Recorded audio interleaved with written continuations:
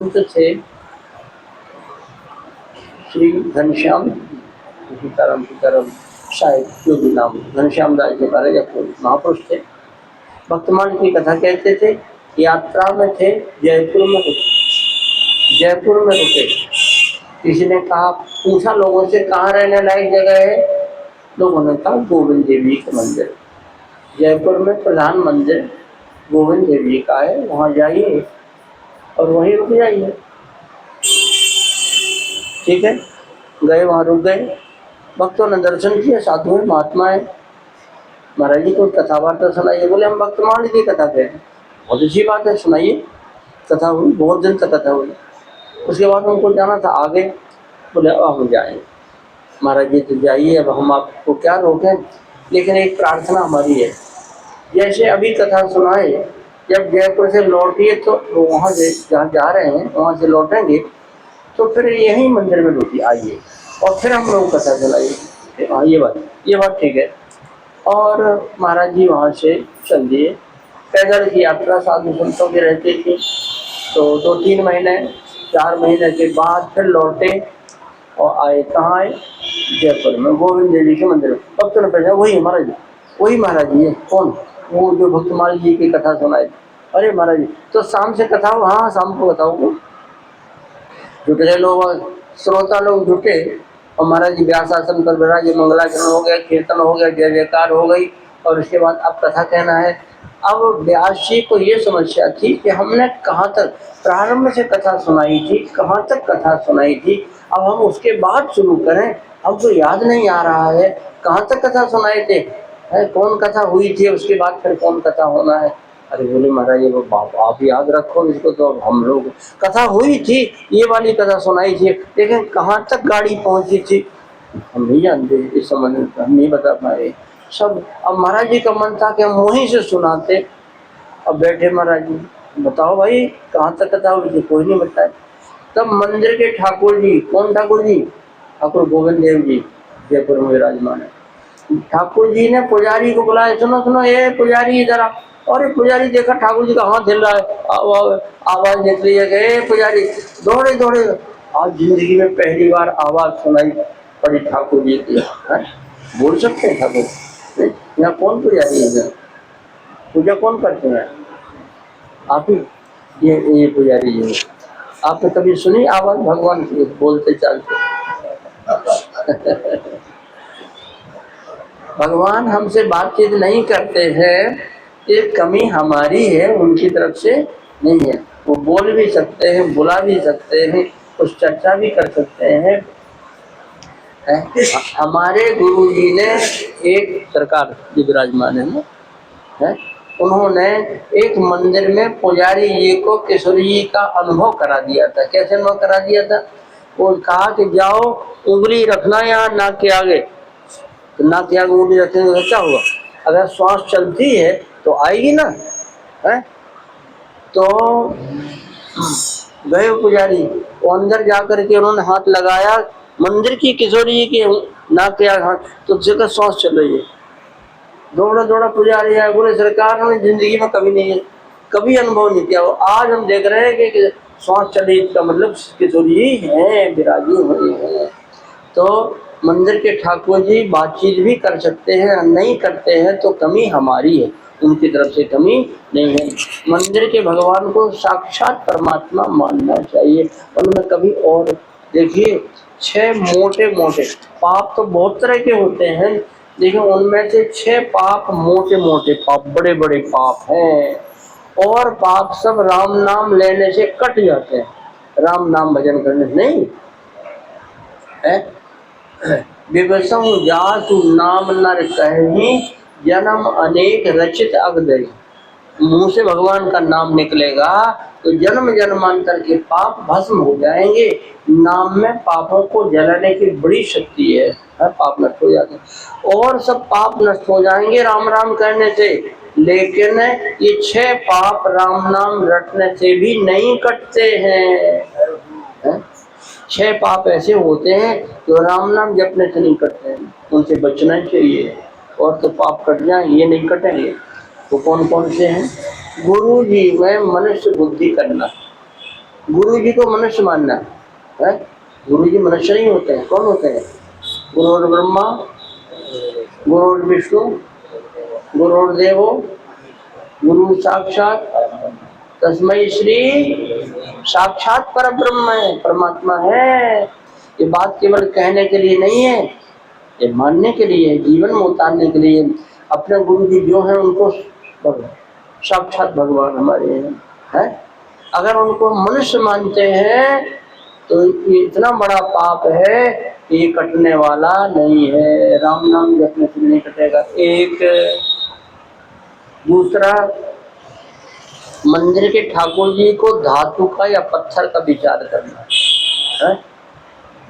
जब प्रतिष्ठा नहीं हुई थी तब दुकान में कहीं रखे थे, वे पत्थर थे कि धातु थे, कुछ पीतल थे कि लोहा थे कि सोना चांदी थे, वो जाने होता।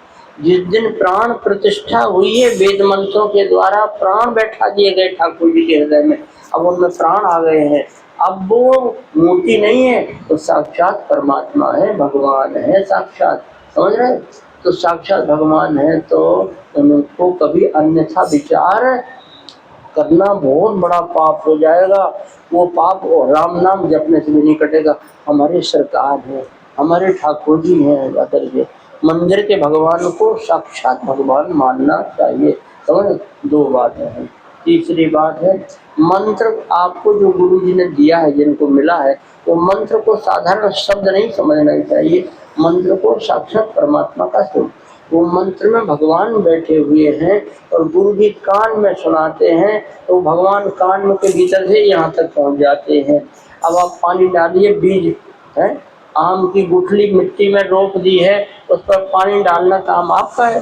पानी डालेंगे, संभाल करेंगे तो पौधा तैयार हो जाएगा, तो इतना बड़ा पेड़ हो जाएगा, उसमें इतने फल निकलेंगे जाकर के।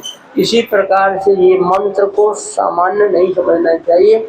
मंत्र साक्षात भगवान का स्वरूप है, ठीक है? उसको शब्द नहीं मानना चाहिए। भगवान के चरणामृत को पानी नहीं समझना चाहिए।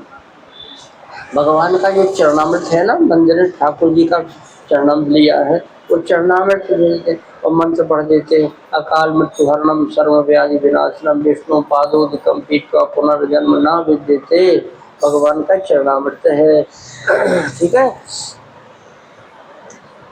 कितनी महिमा है। अकाल मृत्यु हरणम सर्व व्याधि विनाशनम, सारी बीमारियों को दूर कर देगा चरणामृत भगवान का है। तो भगवान के चरणामृत को पानी नहीं मानना चाहिए, साक्षात भगवत स्वरूप है। और भगवान के प्रसाद को अन्न नहीं मानना चाहिए, भगवान का प्रसाद भगवान का स्वरूप है, ठीक है। और एक बात और, पांच हो, एक बात, किसी भगवान के भक्त को जाति का विचार नहीं करना चाहिए। किसी कोई भक्त है भगवान का, उसकी जाति का विचार नहीं करना चाहिए। अरे जानते हो गढ़िया है, हमारे मोहल्ले में रहता था, अब बड़ा बड़ा तिलक लगाने लगा है। अब पहले कुछ और था, अब कुछ और है। आपके गांव में किसी हरिजन का लड़का आपके दरवाजे से निकलता था, सुने जरा दर्पण तोड़ के ला। हाँ, अब लाते हैं माले, तो लाता था। और पढ़ लिख गया, और पढ़ लिख IAS कर लिया, अब कलेक्टर साहब हो गए, अब DM साहब गाड़ी में जा रहे हैं। अब बुला सकते मैं इधर आ, इधर बुला सकते? वो तुरंत से 2-4 सिपाही भेजेगा, पकड़ के बंद करवा देगा है? अब वो नहीं है, अब बात बदल गई है। ऐसे ही कोई चमार भी क्यों ना हो गए, अगर भगवान का भजन करता है उसको साधारण नहीं समझना चाहिए है, उसको सामान्य नहीं समझना चाहिए। ये बात नहीं है कि अगर वो चमार भगवान का भजन करता है तो उसको मंदिर में पूजा सौंप दो, उसको रसोई सौंप दो, सो बात नहीं है, मर्यादा रखी जाएगी। लेकिन भीतर से उसके प्रति बहुत बड़ी श्रद्धा रखना होगी भैया। रैदास जी चमारे ही तो थे, लेकिन हजारों हजारों ब्राह्मण उनके शिष्य हुए थे। क्यों? भजन करते थे भगवान का, भगवान का भजन करते थे, ठीक है। तो इस तरह से ये 6 पाप ऐसे हैं जो भगवान का नाम जपने से भी नहीं कटते हैं, इसलिए इन पापों से बहुत बचना चाहिए, ठीक है। मंदिर के ठाकुर जी को साक्षात भगवान मानना चाहिए। बात कहाँ थी? कितने श्रोता बैठे हैं एक मान जी को छोड़ करके, क्योंकि वो अभी आ रहे हैं। बाकी लोग बताइए, हमने ये बात कहाँ से कहाँ पहुँचा दी, कोई बता सकता है? हाँ, वाह, जय हो शास्त्री जी महाराज की जय हो। गोविंद जी के मंदिर में ठाकुर जी ने पुजारी बुलाया, सुनो पुजारी जी इधर आइए इधर आइए इधर आइए। पुजारी दौड़े दौड़े गए, अरे सरकार क्या बात, क्या सब क्या? बोले सुनो पुजारी, व्यास जी से जाके कहिए कि रैदास जी की कथा सुना चुके थे, अब आगे कबीरदास जी का जरा सुनाइए। बात कथा समझ में आ रही ना है? व्यास जी भूल गए थे कहाँ तक कथा हुई थी, लेकिन ठाकुर जी नहीं। इसका मतलब है भक्तमाल के सच्चे श्रोता कौन है? ठाकुर जी। सुन सुपुजारी के त्रिगण पानी बह्यो अपार, या के श्रोता आप है यह कीनो निर्धार। भक्तमाल के श्रोता कौन है? ठाकुर जी है। जहाँ भक्तमाल की कथा होती है वहाँ ठाकुर जी आकर के विराजमान हो जाते। यहाँ तो मंदिर में विराजे हुए हैं। बोलिए श्री कामदगिरि बिहारी बिहारी जी की जय हो जय हो। भक्तमाल में भक्तों के नाम है, कबीरदास जी का नाम है, नामदेव जी का नाम है, कितने भक्तों के नाम है भक्तमाल में है। तो समझना चाहिए इतने भक्त हैं, और एक भक्त कोई आ जाए तो पीछे पीछे भगवान आ जाएंगे, ठीक है। और जब इतने भक्त आ जाएंगे तब भगवान के आने में कौन शंका है। वृंदावन में कथा हो रही थी भक्तमाल की, सुनने वाले श्रोता सुन रहे थे। एक व्यक्ति आए, उन्होंने व्यास जी, कथा बंद हो गई, व्यास जी ने कहा पुस्तक दे दीजिए हम उतारा करवा दें, पुस्तक दे दीजिए हम उतारा करवा दें। बस समझ में, उतारा माने इसकी प्रतिलिपि, प्रतिलिपि करवा लें, लिखवा लें, क्योंकि पहले प्रेस नहीं थे हैं, तो टाइप वाला काम नहीं था, पहले तो लिखना ही पड़ता था। तो पुस्तक अगर दूसरी तैयार करना तो लिखवाइए, उसको उतारा कहते थे। तो उस व्यक्ति ने व्यास जी से कहा भक्तमाल पुस्तक दीजिए तो हम इसकी प्रतिलिपि किसी से लिखवा लें। तो आप कथा कहते हैं क्या? नहीं, कथा नहीं कहते हैं। पढ़े हैं? बोले नहीं पढ़े नहीं। तो फिर क्या करोगे? जब पढ़े भी नहीं हो और कथा भी नहीं कहते तो पुस्तक ही प्रतिलिपि करवा के क्या करोगे? बोले इतने भक्त हमारे घर में चाहेंगे, अगर हम पुस्तक लेके जाएंगे तो इतने भक्त हमारे घर में आएंगे, तो हम अपने घर में इन भक्तों को ले जाएंगे, बैठाएंगे जाकर के, और जब मरने लगेंगे तो हम अपने हम छाती पर रखवा लेंगे। ऐसा कहा तो भले ही पढ़े नहीं है, लेकिन इतनी श्रद्धा तो है भक्तमाल ग्रंथ में। बात समझ में आ रही है? तो फिर वो दे दी महाराज ने पुस्तक, उन्होंने प्रतिलिपि करवा ली, दूसरी कॉपी तैयार हो गई, और वो अपने लेकर के गए और घर पहुँचे। जब जहाँ के रहने वाले थे ब्रज क्षेत्र गए थे, वहाँ अपने घर पहुँचे तो बच्चा लोग सब आए, बाबा आ गए, बहुत दिन बाद आए, बाबा प्रसाद लाओ प्रसाद लाओ, बिहारी जी का प्रसाद लाओ। तो बाबा ने प्रसाद दिया, बोले एक प्रसाद और लेकर के आए, देखो हम पुस्तक लेकर के आए, भक्तमाल है।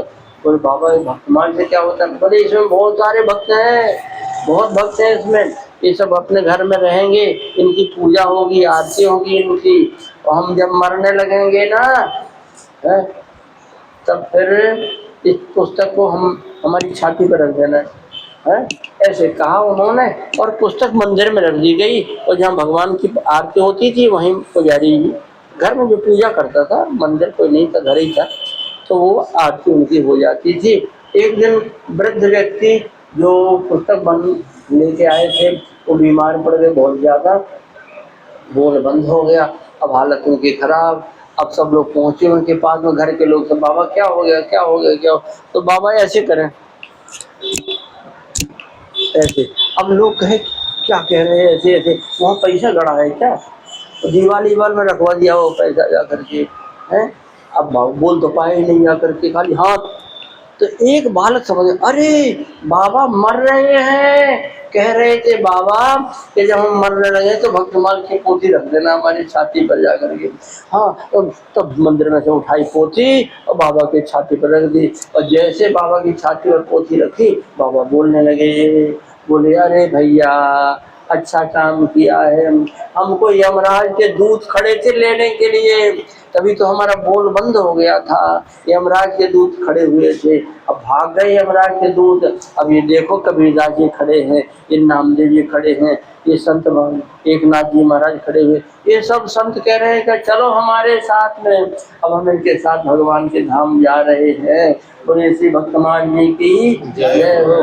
मतलब कहने का उस परिवार में ये परिपाटी हो गई, व्यक्ति मरने लगे, ले आओ, क्या ले आओ, वर्तमान ले आओ। हाँ, यहाँ के लोग सब नहीं करना कहना हमको दे दो महाराज, हम भी कॉपी करवा के ले बात तो अच्छी है। उस परिवार में एक परिपाटी हो गई, तो व्यक्ति कोई मरने लगे तो उसकी छाती पर भक्तमान की पुस्तक रख दीजिए। बोलिए सबरीगढ़ से भक्तमान जी की जय। एक बार जोर लगाओ यार, है कोई 20-25 लोग तो बैठे ही हैं। भक्तमान जी की जयकार आप बोलो कम से कम, तब आगे कथा शुरू हो। बोलिए सबरीगढ़ से भक्तमान जी की जय। अब आपको भक्तमान जी की कथा सुनाना है। आज तारीख 16 और 7 तो बज रहे हैं। श्री सीताराम सीताराम। हम सोचे थे चंद्रहास भक्ति की कथा सुना गए हैं, लेकिन विस्तार बहुत है। अब नाम आ गया तो अब सुना, ठीक है। चंद्रहास जी तो पहले तो आपको हम छप्पन सुनाए। भक्तमान जो है मूल में छप्पै है, 6 पंक्तियां का गीत है, इसलिए उसका नाम छप्पै हुआ। नाभाजी महाराज ने भक्तमान की रचना की 56 छंद में। देखो इसमें केवल नाम नाम नाम नाम थे, उसमें कथा नहीं। जो जिनको आती है वो समझ जाते थे, जिनको नहीं आती वो नहीं समझ पाते थे। तब फिर 100 साल के बाद श्री प्रियादास जी महाराज ने कवित्व छंद में उसका विस्तार किया है। और अभी वृंदावन में हमने उनका दर्शन किया, अब नहीं है। श्री जगन्नाथ प्रसाद जी महाराज है, भक्तमाली जी कहलाते थे। उन्होंने भक्तमान की व्याख्या करवाई 2 महापुरुषों के माध्यम से।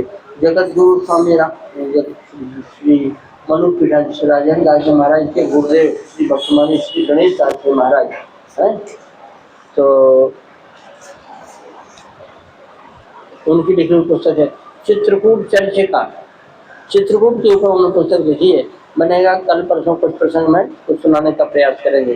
चित्रकूट चर्चिका है, चित्रकूट का अर्चन हुआ है इस पुस्तक के द्वारा, ये भाव है। तो ये महापुरुष श्री गणेश दास जी महाराज और एक रामायणी श्री रामेश्वर दास जी महाराज है, वो भी चित्रकूट से ही वृंदावन गए थे। तो इन दोनों महापुरुषों ने भक्तमान की विशद व्याख्या की है, जो मोटे मोटे 4 खंड में कर दी। नहीं तो छप्पै और कवित्व ये है, इतना है। इसमें छप्पै भी है और कवित्व भी है, और इसकी जो व्याख्या हुई है 4 खंड में, वो इतने मोटे मोटे 4 खंड हैं, उनमें भक्तमान की व्याख्या है विशेष रूप से। तो आइए छप्पै में श्री चंद्रहास जी, अब जब नाम आ गया जितना जैसा बने वैसे सुनाने का प्रयास कर, ठीक है। और उसका विशेष भाव उसमें उनके चरित्र में ये है कि जो पे कृपा रघुपति कृपालु की बेर और की कहा सरे। राम जी की जिस पर कृपा है, कोई अगर उससे बैर करता है तो उसका उनका कुछ बिगाड़ नहीं कर सकता है। जो पे कृपा रघुपति कृपालु की, भगवान जिस पर प्रसन्न है। इस संबंध में एक कवित्व श्री बक्सर वाले मामा जी से सुना था हमने। अगर संसार के लोग हमसे नाराज हो जाएं और भगवान हमारे ऊपर प्रसन्न है, तो दुनिया के लोग कुछ हमारा बिगाड़ कर सकते हैं? इस संबंध में एक गीत भी है, एक गीत है, उसमें जगन्नाथ जी का नाम आ गया। आखिरी में सुनाने, चलिए छप्पा ही हो जाएगा। क्या बात सुना रहे थे बताएं? यदि भगवान की कृपा है तो संसार के सब लोग मिलकर के हमारा बाल बांका नहीं कर सकते हैं। ठीक है। रूठे चाहे राजा, नाराज हो गए। कौन नाराज हो गए? मिनिस्टर साहब नाराज हो गए, बहुत नाराज है। रूठे चाहे राजा, या तो कछु नहीं काजा, एक तो सो महाराजा और कौन को सराइए। रूठे चाहे भाई, या तो कछु न बसाई, एक तू ही प्रभु सहाई और काके द्वार जाई। रूठे चाहे शत्रु, कलत्र मित्र रूठे क्यों न, रावरे चरण सो बसने को निभाइए। सब जग रूठा, सब जग रूठा, एक तू ही प्रभु अरूठा। सब जग रूठा, एक तू ही प्रभु अरूठा। सब चूमेंगे अंगूठा, बस तू न रूठा चाहिए। ठाकुर जी अगर प्रसन्न है तो दुनिया आपके चरणों में पड़ेगी, आपका बाल बांका भी नहीं कर सकती है। ये कथा याद आई सुनो। एक से हर भट्टा,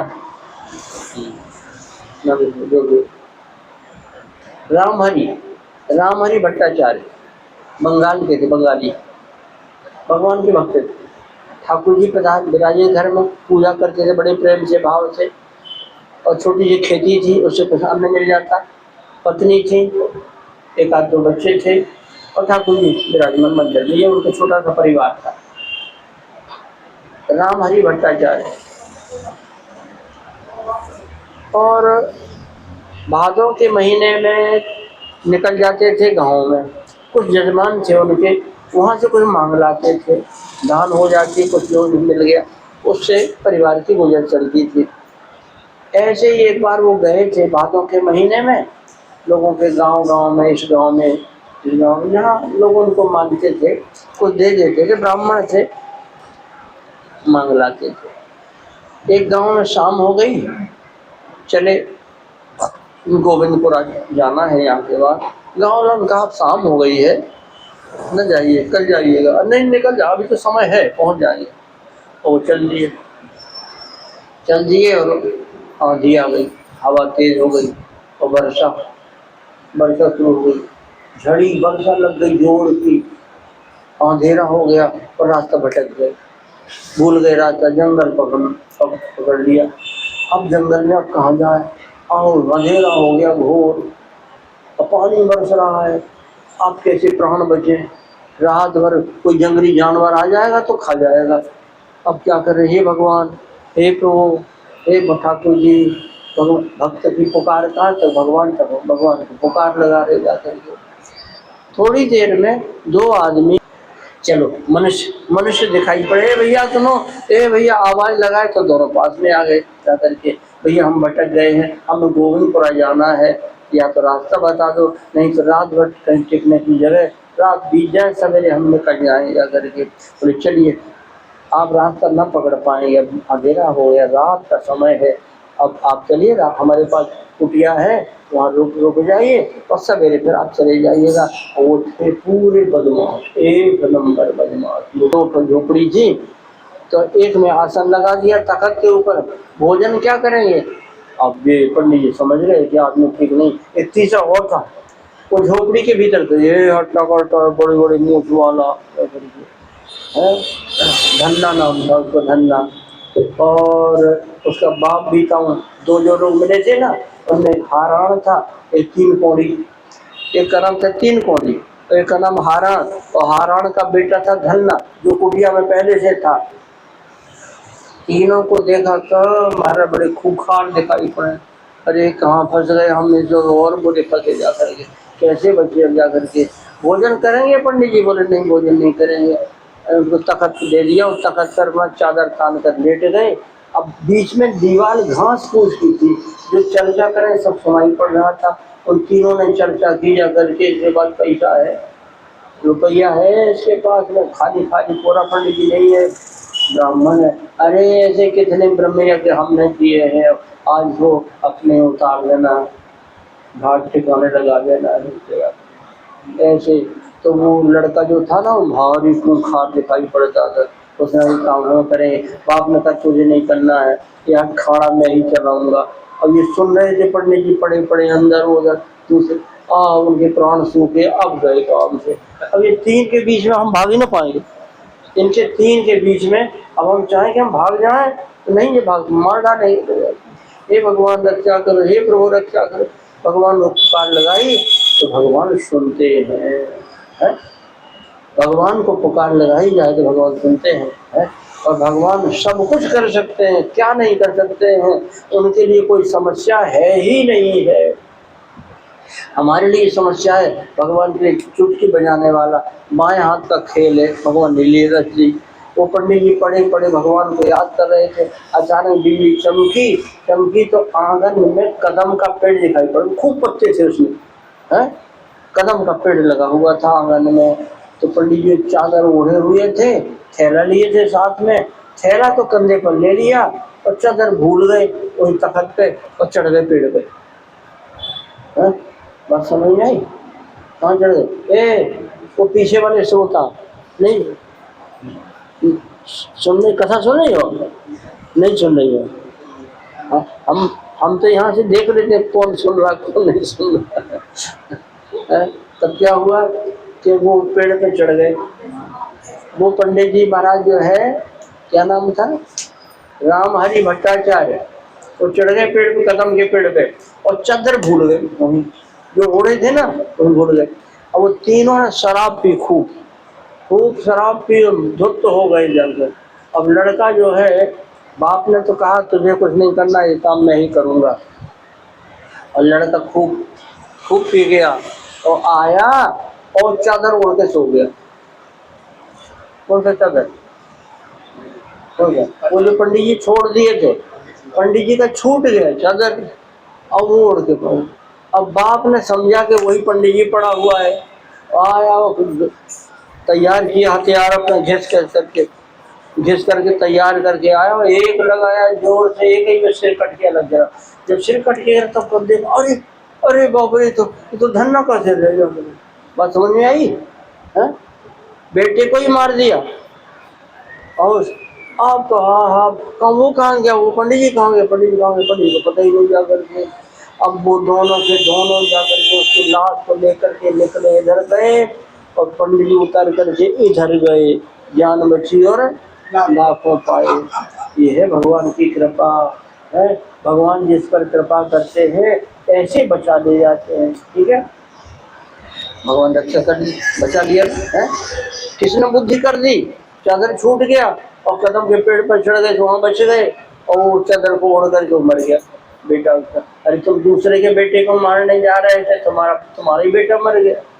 ठाकुर जी लीला है। इसलिए भगवान को याद करिए, भगवान को, सीताराम सीताराम सीताराम सीताराम, जितना बन सके भगवान को रटिए, क्योंकि संकट में भगवान ही बचा सकते हैं, दूसरा कोई बचाने वाला नहीं है। आइए हम चंद्रहास जी का छप्पे पढ़ लें और उसके बाद में फिर कुछ सुनाने का प्रयास करें। बोलिए भक्तवत्सल भगवान की जय, श्री चंद्रहास जी महाराज की जय।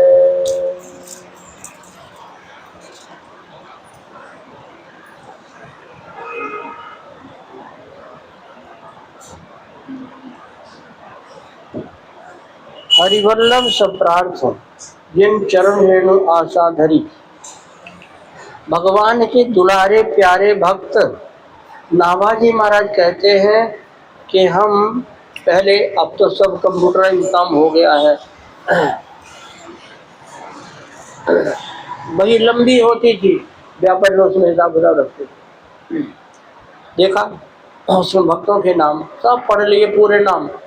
अम्बरीश के मन में था शायद कहीं हमारा भी नाम हो इसमें, नहीं मिला, कहीं नाम नहीं मिला। जी नारद जी चले गए। 15-20 दिन के बाद फिर लौट के नारद जी आए, और अब की बार जो बही थी ना, वो लाल रंग की बही नहीं थी, हरे रंग की बही थी। गुरुजी बही बदल गई कि कवर बदल गया, रंग ही बदल गया।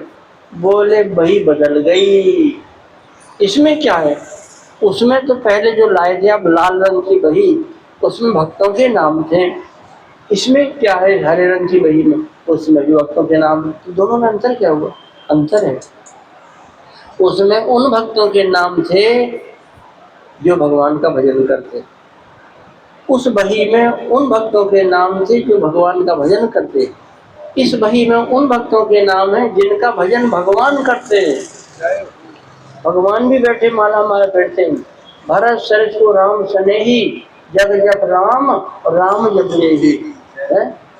तो ऐसे कितने ऐसे भक्त जिनका भजन भगवान करते, वो है इसमें है। हरि वल्लभ सब प्रार्थों, जिन चरण रेणु आशा धरी। चलिए सब पे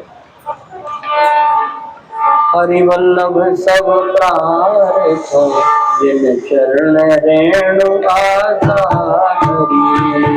हरि वल्लभ सब प्रार्थों, जिन चरण रेणु आशा धरी। कमला गरुड़ तुलंब आदि षोडश प्रभु पदर, हनुमंत जामवंत सुग्रीव विभीषण प्रबंधी ध्रुव अम्बरी विदुर अक्रूर सुदाम। चंद्रहास चित्रकेतु ग्राह बांधव नाम। कौसारव कुंती बधु पटे हरि वल्लभ सब कारकों, जिन चरण हरि वल्लभ सब कारकों, जिन चरण